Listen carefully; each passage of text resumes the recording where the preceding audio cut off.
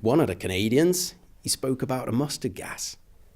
He said it's like a yellow cloud, 2 or 3 miles long. You can see it coming, but there ain't nothing you can do about it. In that way of speaking that they have. Unless you laid on the ground, boy, you would get it, he said.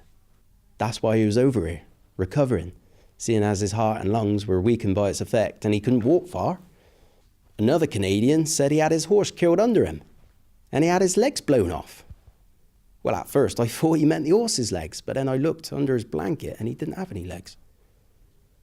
Then a private of the 2nd Gloucestershire said to stop telling us these things. He said it weren't right to talk about. I mean, they all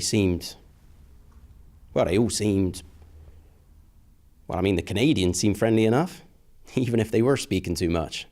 But the others just seemed to look away as if we should go away and mind our own business. So that's exactly what we did. We hopped on a bus to go out Pilway, just for the ride like and a beer. And let me tell you, if there's one good thing about wearing a uniform, it's all the young wenches being all up front and cheery for a change. This group of lasses were all smiling and nudging as we got on the bus. And, I winked at the prettiest one, didn't I? Couldn't help myself. Then they all got off at Abbotsleigh and, feeling a bit more brazen now we was out of harm's way, they all waved. The prettiest one even ran after the bus as if to sort of hold on, Sort of reminded me of that poem I learnt at school about a bus at Neverstowe. And children from the Sunday school hold on behind before.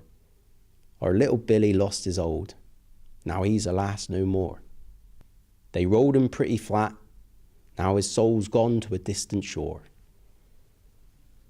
Well, I only remember it always because it's got me name in it. Yeah, I blew the chasing girl a kiss, I did. She was a right bonny tomrig. She kept shouting, I'm violent, and beating her chest like that. Well, that were right queer, I thought. And it were only later, when we arrived there, in an area called Somme last week, that the image of her popped into me mind. I told the boys about it, and Jimmy said, she said I'm violet. Not violent, you Charlie. Violet. Well, if I'd have known that, I'd have jumped off the bloody bus. See, most of the men here, they have sweethearts they write to, but I'd give anything to know who Violet was. I'll write to me ma and me pa and Albert, but, it ain't the same, is it?